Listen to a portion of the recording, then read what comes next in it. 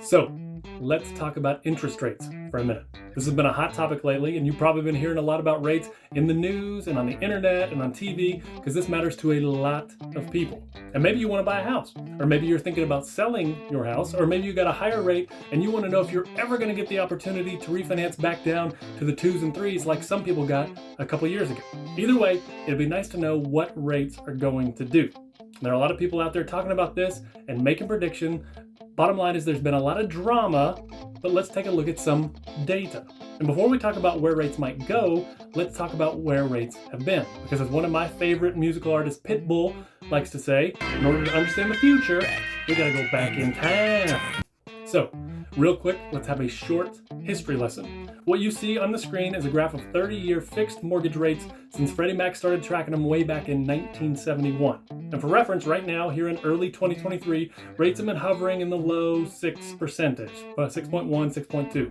As you can see, though, rates have varied a lot over the years. Throughout the decade of the 1970s, rates averaged almost 9%, 8.9% to be exact, for the decade. But it got worse, much worse. For the decade of the 80s, rates averaged 12.71%. At one moment, they got as high as 18%.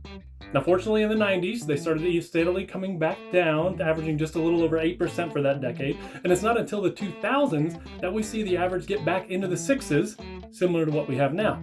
Now, of course, in more recent history, we've been spoiled with just over 4% average for the 2010s. In the last couple of years, in the first couple of years of the 2020s, the average has been just under 4%. But notice that here, where we are now in the low 6s, is still below the all-time average of 7.76%. So, this should give us some perspective. Current mortgage rates are higher than they've been recently, but they are not historically high, not even close. So, where are rates going to go from here? The short answer is I have no idea. Neither does anyone else. Truthfully, it mostly depends on how this guy feels day to day. That's Jerome Powell, chairman of the Fed and the chief shot caller when it comes to interest rates. So what does all this tell us? Well, we know where rates are, we know where they've been, we know they could get much worse, and we know they might get better. But most importantly, we know we have absolutely no control over them. So my advice is this: if you have a good fixed interest rate, keep it as long as you can. If you got a higher one, you may still get the chance to refinance if and when rates go back down. If you're thinking about buying a house, I would not dally waiting for rates to go back down. They could go down, but it's just as likely that they'll go up even more, and you'll be kicking yourself for not locking them in at the lower rate.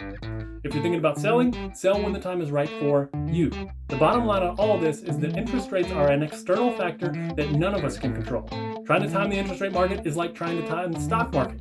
Lots of people think they can do it, and basically nobody can. So it's important to keep an eye on rates, but it's most important to focus on controlling the things that we can control.